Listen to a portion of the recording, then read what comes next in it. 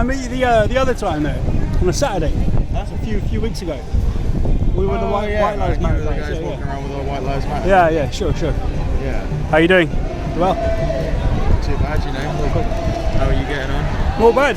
Yeah, not bad at all. I was just over at Speaker's Corner. I'm gonna pop on over, and I'm annoyed that you guys are all leaving now. We were hoping to chat to a few people and stuff. Well, I mean, the lefties. If you march with us, then you'll be able to chat with people. But I might. I mean, where are you going to? we're ending at Parliament. If you want to have an honest conversation with people, Yeah. we're ending at Parliament. That's all we're interested in doing. You know, literally just stimulating a bit of debate. You know, Yeah. just some honest conversation. To be honest though, mate, I think genuinely, are you still going with the White Lives Matter thing? Yeah, of course. Right. Everyone's lives matter. Honestly, dude, I understand that you want to generate a conversation. Yeah. But it is. There's no real reason. There's no institutional problem or the place. It doesn't matter. To do it. No, it this does. Is there are people who are stirring up racial tensions in this country, and it's always the left. You know what I mean? All right. Well, I mean, this isn't actually. Most conservatives don't do that. Of course, it's political, man. It's not. I mean, there are radical people behind Black Lives Matter, radical left wingers, and I think you know that. Okay, but you know, White Lives Matter is a term used by white supremacists. It doesn't. Right? Yeah. Yes. No, Here's the deal. Like, so do you think it's the framing of it is ridiculous in the first place. What, Black Lives Matter. Of course, Why? Black Lives Matter. No, All right, and it's a ridiculous framing. But why? Because all people's lives matter. Right. Okay. But the thing is, we're not saying with Black Lives Matter, we're not saying, hey, Black Lives Matter, nobody else's life matters that much. Mm-hmm. That is not what is being said. I understand, but there's no institutional racism either here or in the United States, as it is at the moment. There are problems the races have, and a lot of them are more homegrown. They're community problems in the United States. 1 second, mate. I'm just getting a phone call. No worries. Oh, okay, where you at? Okay, cool. I'm still at Marble Arch. I'm just having a conversation. So are you right at the very back of the protest? All right, okay, cool. I'll run up in a bit and catch up with you. I'm just having a convo.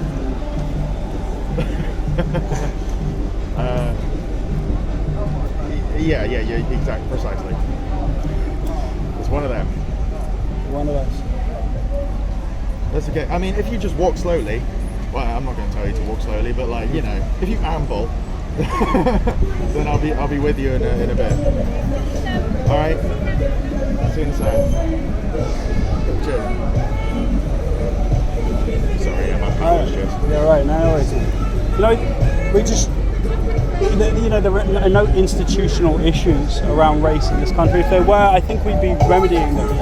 You know, we have a lot of positive discrimination in England and America, which actually doesn't help black people. You know, I heard a story the other day. Have you heard of James Lindsay?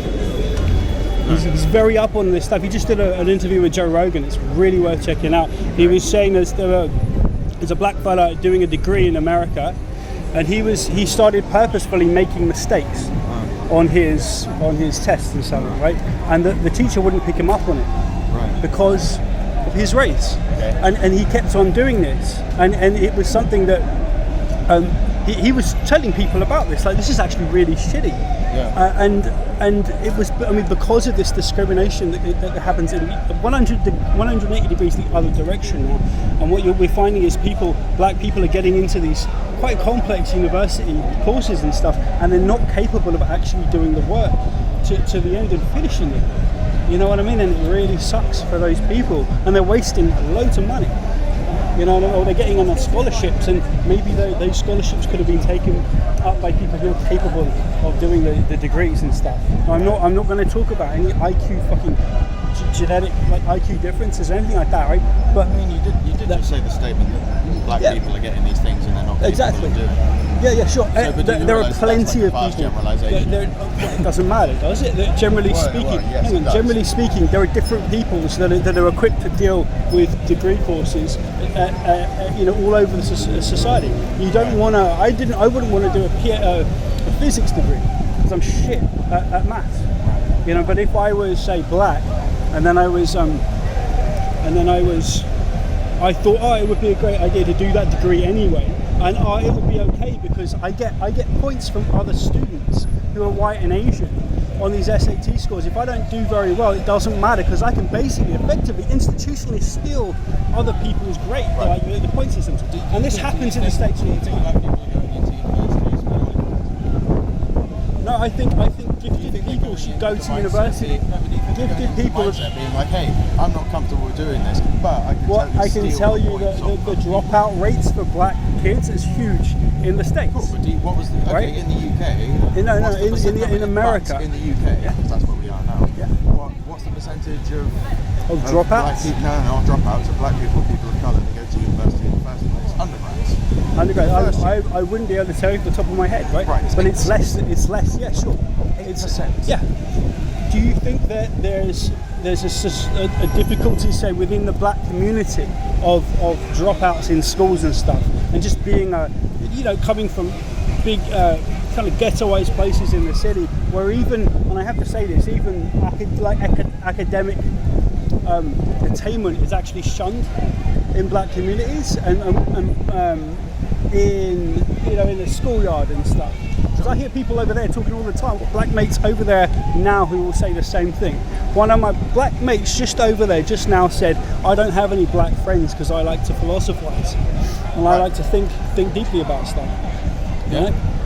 What the fuck is that about? Yeah, I don't know what the and that's quite common. Statement you're trying to make with that. That's quite common.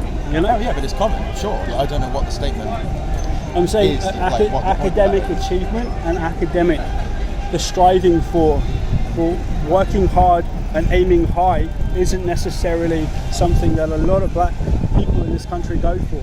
And actually, I don't think that's a comment on anybody's, because I'm the same. I went to drama school, mate. I didn't do academic. I shit at academic. I would not pursue that. But does that make me any less of a person? I don't think so. No, sure. No, and it's the deal. Like, exactly the same. In any sense, in this country, we don't have rules or laws that discriminate against black people at all. Yeah, say Jim Crow laws in the 40s, and 50s, they ended in the States. That's racist. I get that. Yeah, sure. We don't have the same thing in this country, and we haven't had. But that's the point of it being systemic. So it's a perception, right? No, it's not. It's a perception. It's not. Yeah, it is. It's backed up in like stop and searches, for instance. Yeah, sure, but profiling is something police will do. You know what I mean? Like if you're walking around, yeah, but why? Think about it. In an area, say Brixton, if you're walking around with a hoodie on, your pants down by your knees and stuff, you're smoking a joint, people can smell it. Yeah. Do you think you're going to be stopped? Tell you what, mate, if you dress like that, and a black person dressed like that, you would be fine with a black person. I can tell you many times I've been stopped. I've been stopped many times by the police. Stopped many times by the police. All right, because I've been smoking a joint out my mouth there, and fucking people smell it and shit. And it happens when you're dressed in a suit. What happened to you, by the way, when you stopped smoking pot on the street? I got taken to a station once, and they let me out a couple of times. Yeah, you just get a ticket. You get a ticket. Yeah, do you think it doesn't? Like, no, it's not. No, it is. It's not. It's not. It absolutely is. It's a completely different thing for us. If I'm going to kick off at the police who are fuck you, club, whatever, you're probably getting more likely to get arrested, right? Completely wrong. Again, that's a vast generalisation that everyone who gets stopped and searched by the police is kicking off. If you're dressed nicely and you've got like a briefcase and you're a black guy, do you think the police are going to have any qualms about just walking past you? Yes, absolutely. There is plenty of anecdotal, again, it's anecdotal evidence, but then you gave anecdotal evidence earlier, so I'm going to take it. Yeah, there's plenty of videos on. You know Jon Stewart? He was an American comedian. He used to host a Daily Show. Okay, Jon Stewart. Yeah. He's small, Jewish, very good friends with Stephen Colbert. Okay. If you know Stephen Colbert. Anyway, the Daily Show, right? Yeah. Before Trevor Noah took it over. Yeah. He was that guy? Yeah. It's very funny. But he's told many stories on his show. So Stephen Colbert. These are white people being like, "This is the point. Our producer is a black man. some of our correspondents are white people. White people wander into our building dressed in, sweats or whatever, not stopped at all. Black person wanders in dressed resplendently in a three-piece suit, they're still stopped. So? Yes. I think that's Absolutely. I hear what you're saying, and I've Absolutely. heard these stories again, and they are anecdotal, as you just said, right? Oh yeah, but I don't, and I get you. Yeah, okay. But, You but said yeah, sure, I understand that. so tit for tat. I think this is a perceptual problem, though, and I think BLM aren't helping at all with spreading things and spreading absolute fucking lies. Honestly, like conviction rates in the states being higher. Like, if you have bigger problems and you're going to have run-ins with the police, you're going to have more crimes happening, more shootings and stuff like this. In the United States, like there aren't many of those things that happen every year. Unarmed black men in the United States, say 2019, do you know how many unarmed black men were shot and killed by police? Oh, you said this last time. 300 and something? No. It was way less. Way less. It was fucking 14 in the whole of the United States in 2019. It's actually been going down over the last 5 years. Right? And that's a huge. I mean, when you consider about 10 to 20 million stops and police encounters every year, right? That's a very small number of black people, and it's down to shit sorts of law. When you look at that tiny, these small increments of numbers, they're very small. It's the way, and it's also the way it is done. Petty cash, sorry, yeah, cards guy. If we look at what's happening now with Breonna Taylor, for instance, right? Breonna Taylor had her door kicked in. Her boyfriend thought there was intruders. It was a warrant search, but what was it called? These things happen to white warrant people. search. Yeah, but there are videos of black men running away from the police police. brutality. They're not violent. They're not in a place How where many they can times has cause that them. happened over the last 5 years? You'll probably know the names of these kids, because they've been plastered all over the press. I don't. You know. But also, actually, just bringing back to the main point. What? Yeah. So you going around saying white lives matter? Everyone's lives matter. I just hate the framing please, of it, mate. Just right? let me say it. Like, because the thing is, even though I disagree with the statement, I know where you're coming from, right? I disagree, but I know what you mean. What is the beef with just allowing Black Lives Matter to be not the group? I mean the statement, right? Because what we have said as a group, and what we will continue to say, and what everybody who's associated with the group has said, is just because we're saying all lives matter. You say all lives matter, right? It means all lives matter. That's what Black Lives Matter means. That's what it does mean. It just means. Do you think it's really? Affected. Do you think it's helpful that the people who started Black Lives Matter were quite radical Marxists, and this is now freely admitted, and they are being used here as a blunt force weapon by people in very high positions, billionaires, to try and sow social tensions within the fabric of Western society? I think if something started as a Marxist regime, fine. I'm not a Marxist, but I'm like, okay. Do you think like Russia and stuff and China, not a very good thing to happen to humanity in the last 100 years?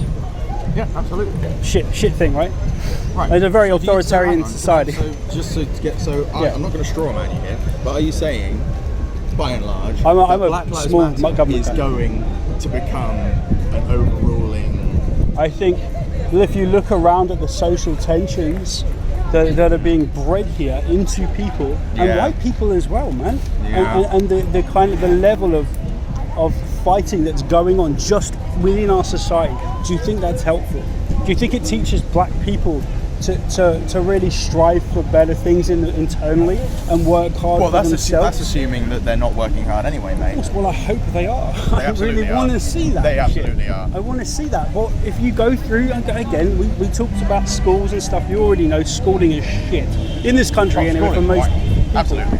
Right? I hate it. So why is it that Black Lives Matter is clearly being pegged as a very socialist, radical socialist, like open borders fucking party in many respects? And this has happened, and I kind of tend to look at this as the United States and England, because they're very close to us culturally, right? And we have a lot of synergy with America. But in England, like what we need to be doing is stopping, is looking into like putting things right in some very easy and obvious ways, and not stretching our resources, so NHS resources, to the point where they're breaking down. Say in London, we invite tens of thousands of people into just London every year from outside the EU. That's not fucking healthy. And at the point in 40 or 50 years, when we become if we continue with current trends, we're looking at being a minority in this country, white people. And is that 40 a or problem? 50 years, yes, of course it is. Right. It's a massive problem. Right. But what's already happened? If you look at a lot of Muslim areas in this country, look at a lot of black areas in England.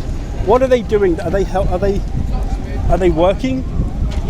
And for how long can you continue to take tax money off of people who work hard and throw this money at communities that just aren't going to necessarily help themselves along?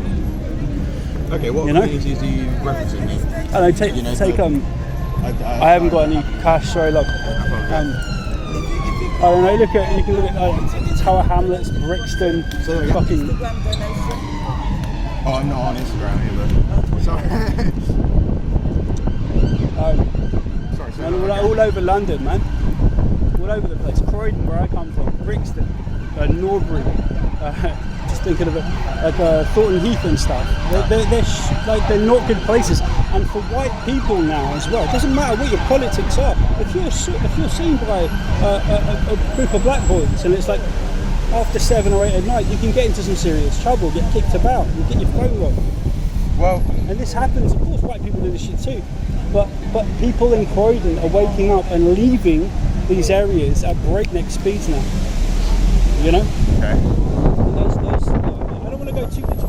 And I really appreciate the fact that you're talking to us, and thank you very much. And it's a bit of a mitzvah that we're talking again now, because I remember us, we chatted back then. That wasn't actually my idea. That was that Sam, the guy that was talking. Was that your pal's idea? Yeah, I had no idea the fella was bringing that. There's another fella over there that was there. He kind of skulked off in the background a bit. He's over there now, but I'm quite happy that we didn't do that an hour or 2 hours later, because that shit really kicked off, didn't it? Someone almost died. That police officer. Shit did kick off. And also, it's quite interesting. Were you still there then, or did you? I left at about 5. Right, so that was before this kicked off, right? Yeah. It was quite interesting, really. The footage of that was pasted around all over the place, and I was like, holy shit, what's going on here? And then I actually spoke to the people who were at the protest, and they were like, oh, that was nothing to do with Black Lives Matter as a thing. That was the police funneling people back through. It was the police instigating, which police do.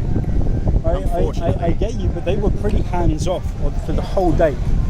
No, they were not. Yeah, they were. No, they weren't. They were running away from Black Lives Matter. Not when you get to the end of the march, right? So people were walking from Trafalgar Square, was it? Yeah, Trafalgar Square, down Whitehall, that area. Yeah, sure.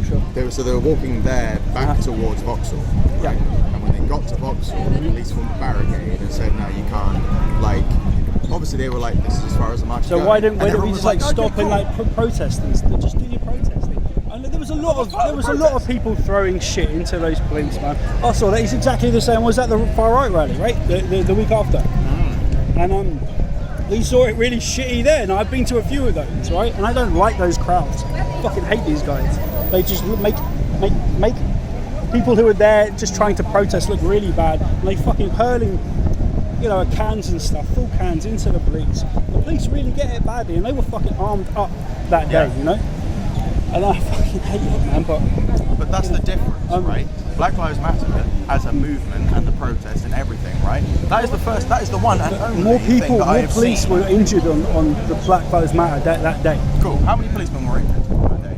So, 26. How many people were injured on the day when these people, which we both disagree with, the white... less people, yeah. EDL. There were less people who were, No, for real. No, really, I know this well.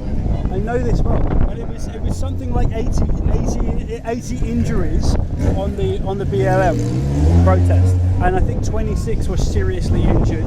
And that one girl collapsed lung, broken ribs, and all the rest of it. That girl could have been killed Yeah. You know what I mean? Now the police were much more organised with the far right rally because you got fucking football hooligans that turn up and they were just drinking like fucking crazy. They turned up for a fight. Yeah. They didn't turn up for a protest. They turned up for a fight. We're turning up for a protest. But what did it evolve into, man? That, by the way, that violence happened. That is probably the only violence I've seen from a Black Lives Matter protest in the UK over this past Right. how many? A week? 8 weeks? 6 weeks? However long it's been, right? There's been 2 protests. Okay. A weekend, right? Saturday and Sunday. There's been a protest every single day, right? And there's been Wednesday ones and like ones throughout the week as well. It's overwhelmingly peaceful. And that is the main message of this, right? It's overwhelmingly peaceful. These guys turn up, and they didn't turn up to protest apart from protecting statues, which is nothing. Like, Black Lives Matter don't give a fuck about statues at the moment. Because they were trying to take them, they were really vandalising statues. Vandalising them, sure. Yeah. But like... So that's not very good, is it? Spraying just like spraying stuff. What, on a statue of Churchill, who has his problems?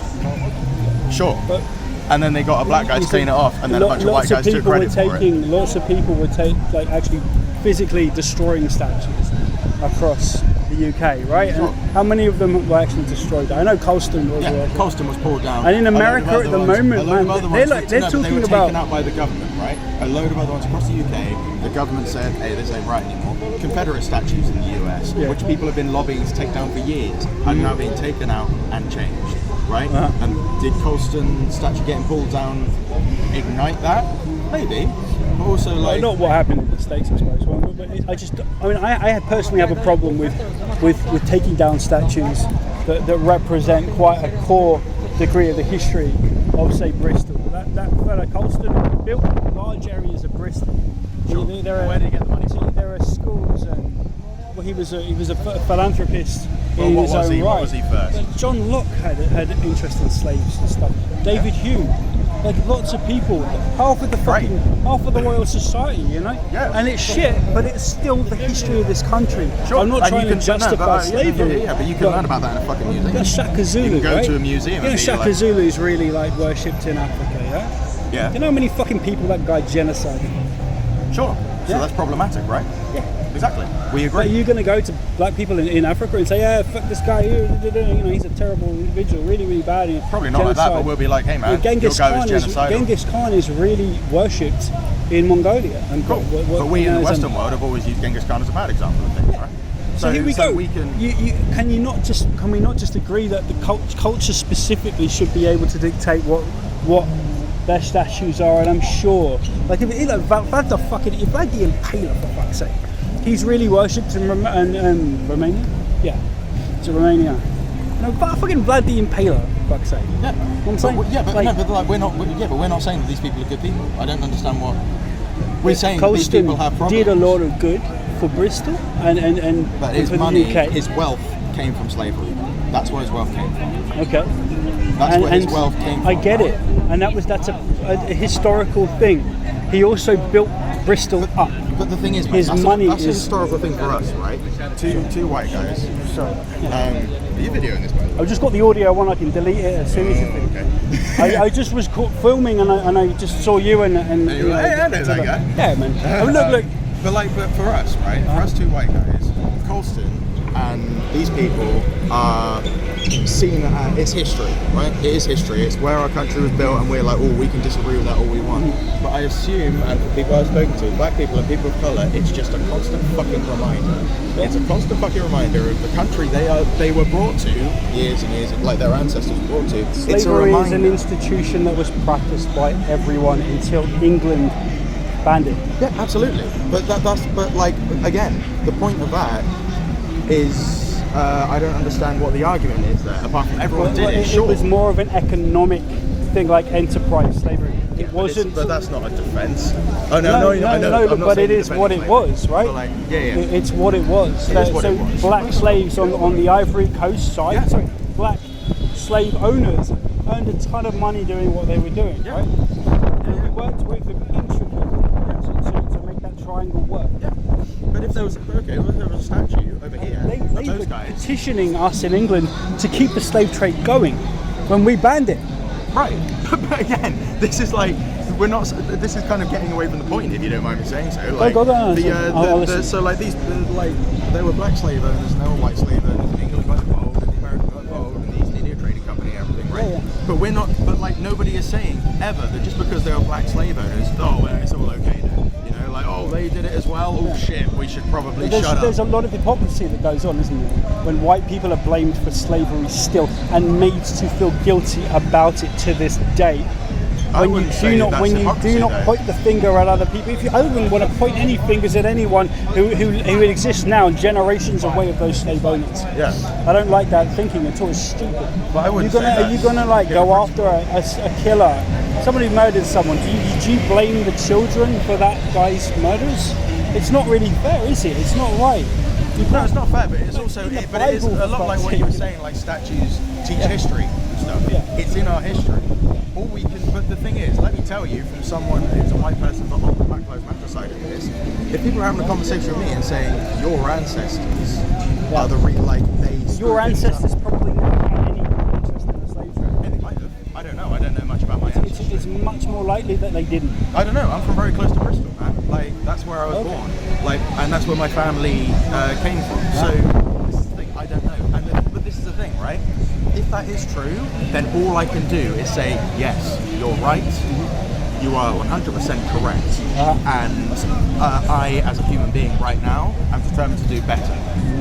That's where this is coming from, right? It's so much easier, and heartwarming to just say, yes, I agree, and I'm on your side. I would be working with you if there are still like laws in this country that unfairly discriminated against black people. They don't really exist. They exist on a very fine margin when you may have one or two police cops, like white cops, who unnecessarily will go after black people. And those individuals are usually ratted out of the service at this point. And it's very hard to operate as a racist in this country if you're a policeman. It's slightly easier, I think, in America, but at the same time, man, if you're found out to be a racist, this thing, the whole George Floyd issue in the States, again, we said this the other time, about kill and stuff. If there was institutional racism in America, that guy would be given a pat on the back. Great stuff, dude. Fantastic. That was exactly the way you should have behaved. That would be institutional racism. That would be what that looked like. Oh, we're going to give you a promotion, fella. That's great. Carry on doing that. Next time, make sure it's two black guys. That's a complete misrepresentation of what it's not. That's institutional racism. No. Because it's institutionalized in law, you understand? Judicially speaking, if you're going to make laws that are racist, that's one thing.